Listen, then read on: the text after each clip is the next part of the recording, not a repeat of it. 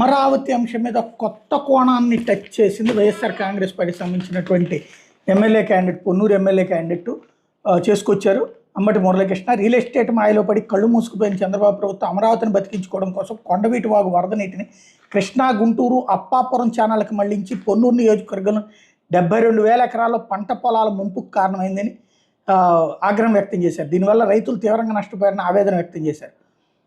ఏదైతే పంట నష్టం అంచనాలు, సాయం మీద ప్రభుత్వం ఇప్పటివరకు చర్యలు తీసుకోలేదు. పంటలు మునిగి రైతులు నష్టపోయే వ్యవసాయానికి దూరం అయితే పొలాలను రియల్ ఎస్టేట్ వెంచర్లుగా మార్చేసి 3,000 కోట్లు దోచుకోవాలని పొన్నూరు టీడీపీ ఎమ్మెల్యే ధూళిపాల నరేంద్ర కుట్ర చేస్తున్నారంటూ ఆరోపించారు. ఏడాది వర్షపాతం ఎక్కువగా నమోదుందని వాతావరణ శాఖ ముందుగానే హెచ్చరించింది. అయినా ప్రభుత్వం జాగ్రత్తలు తీసుకోలేదు. Guntur channel, Krishna west channel, high level channel, Appapuram channel పరిధిలో 237 గండ్లు పడి 74,000 ఎకరాల్లో మాగాణి, 30,000 ఎకరాల్లో ఉద్యాన పంటలు కొట్టుకుపోయినాయి. ఏడాది ఇప్పటికే 72,000 ఎకరాలు